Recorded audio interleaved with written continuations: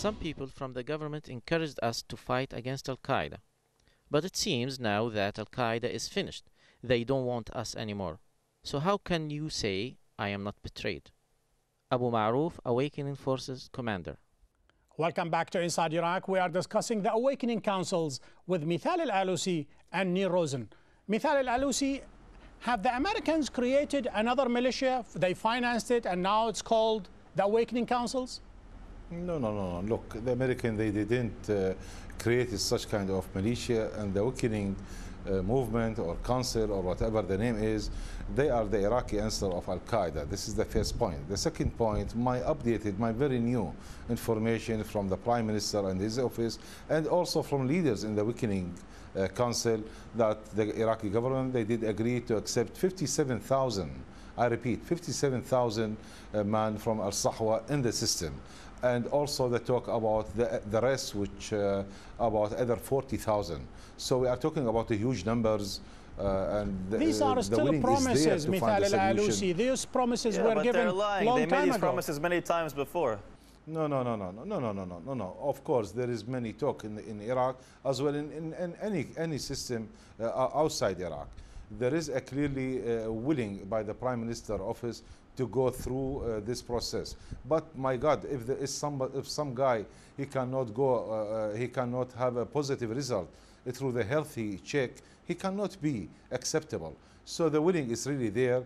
But the most important point for me, Al-Iraqi Sahwa or Al-Iraqi weakening process, it used to be the experience for all of us how to fight Al-Qaeda. So I will say we have a clearly Iraqi experience now how to fight the international terrorists, and we need to transfer this experience to the other countries like Afghanistan or other areas where we have some kind of troubles. I think in general we do understand we in Iraq we have problems. Of course we have problems, and the main problem is Iran. So Al-Sahwa people, they are not that well organized to put now a huge plan to take step 1 and step 2. Iran is the real danger in Iraq. Iran is the real danger in the area.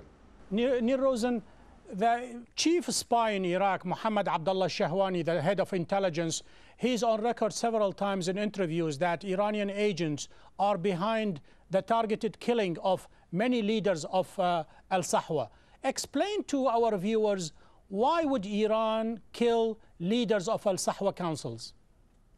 Well, I don't think they would. It's very popular for the Americans and for the Iraqi government to blame outsiders, foreigners. You have the Badr militia, and you have various other militias who have their daggers crossed with Sahwa. I think the role of Iran in Iraq is greatly exaggerated, and people confuse Shias with Iranians too often. And Shia militias or Shia parties in Iraq are too often associated with Iran, and I think they act very independently these days, maybe in a negative way, maybe in a sectarian, in a militia-like way, but I don't think Iran is pulling the strings here. I think even the Supreme Council, which was created by the Revolutionary Guard in Iran, is now more and more independent. They have their own sources of power in Iraq. So no, I don't think Iran is assassinating Sahwa leaders. I think they have more important things to worry about than relatively insignificant militia leaders in Iraq. And Iran will eventually cut a deal with whoever is in power in Iraq. I don't think the Iranian government acts in a very sectarian way. They act in a hegemonic way. They want to be the power in the region, and they'll make deals with Sunnis as they do with Hamas. And with secular governments like the Syrians. So I think this is an excuse, conspiracy theories about Iran have replaced conspiracy theories about Jews. I think it's probably Shia militias. Do you agree with Nir Rosen, or do you agree with Mohammed Abdullah Shahwani? No, the Iranian goal is very clear in Iraq, to have chaos. They are supporting Sunni, Shi'i, so they need to have the real chaos here in Iraq. I will say Mr. Mohammed Shahwani, he is very right, and his information is very correct, and you are very well informed. I didn't say Iski or Sadris or whatever, or a Dawah party, they are receiving an order from Iran. But it's very clear the Iranian intelligence, the Iranian agents, and the money play a huge role. So Iran is behind the chaos here in Iraq, and that's what they want. Never more, never less. They will pay you as a Sunni, they will pay you as a Shi'i, they will pay you as a Kurd. This is the goal. They are not supporting the Shi'i, and there is no order has received from the political parties.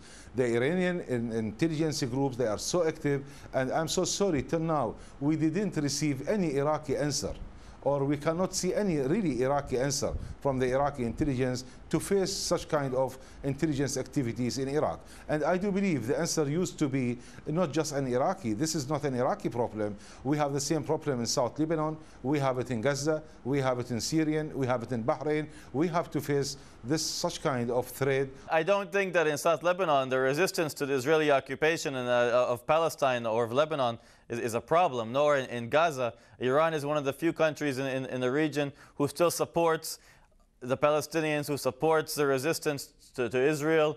And people forget to mention that one of the main problems in Iraq is, of course, the American occupation. Be please realistic. Be please realistic, my friend. When we talk about Mr. Hassan Nasrallah, he is the Iranian long arm in Lebanon. When we talk about jihad, they are the real partner of the Iranian agenda. When we talk even about Al-Qaeda, and I'm very well informed, they are cooperating together with the Iranian intelligence. So this is the reality. I think there's no evidence of this. Of course, Iran supports Nasrallah, but what's wrong with Iran supporting Nasrallah? There is what's many wrong evidence. with Lebanon? No, my dear friends, there is many evidence in this direction that if you don't want to see it, or if you don't have the chance to have a look in it, this is a different story. All of the intelligence in the area and international wide, they know this evident. Iran is playing a very dangerous game in the area. They are pushing millions of dollars in Iraq, in Lebanon, in Gaza, in Bahrain, in different areas, and this is the reality.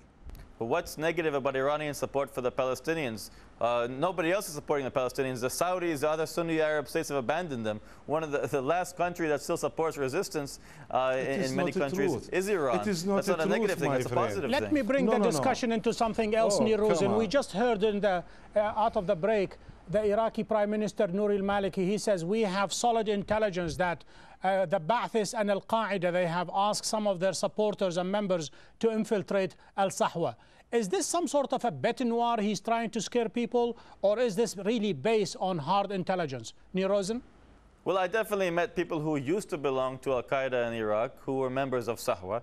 And many people who were former Baathists, who had been in the various intelligence services, who had joined Sahwa. It doesn't mean that there's some grand plan to seize control of Sahwa. I think in many cases, the interests were the same. People were joining the resistance, they were joining Al-Qaeda, in many cases, to protect their homes and their families and their neighborhoods from Shia militias, from the American military, from the occupation. Of course, there were many negative things that they were engaged in as well, many crimes. My friend, there is no Shia There is no Shia militia in Ana or in Rawa or in Qa'im or in Haditha or in Mosul. This is not true. They were part That's of true, the but there was in Dora, in Diyala.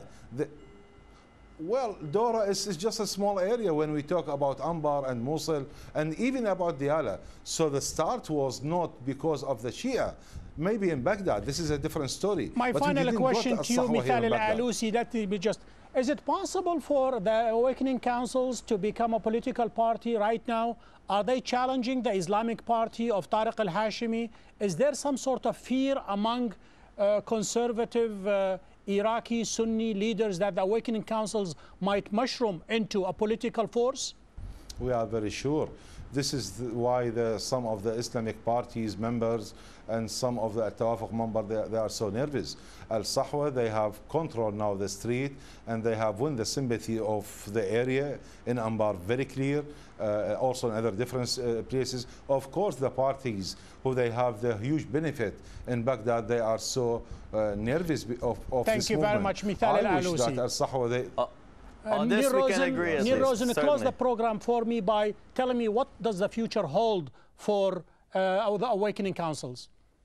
Well, I think having gained such a strong military victory against Al-Qaeda in the Anbar in various parts of Baghdad, they are seeking to translate that military victory into political power. It's only natural. And of course, the powers that be, the powers that dominate the Iraqi state, whether Sunni or Shia, are very nervous about the powers that would like to be, such as the Sadrists or Sahwa, groups who have actual legitimacy and popularity on the street. So I think we'll see more and more that the divide isn't Sunni Shia in Iraq anymore, that the divide will be between those sometimes nationalist groups who actually have real power and popularity on the street, and they will be competing with some of the parties in the Iraqi state who don't really have necessarily that popularity, but they have the strength of controlling the state. Nir Rosen, author and journalist from New York City. Mithal Al-Alusi, leader of the Iraqi Nation Party. Gentlemen, thank you for being guests on Inside Iraq. To access the show and to send us your comments, please go to aljazeera.net/English. We have reached the end of this show. Join me next week when we take another look inside Iraq. Until then, goodbye.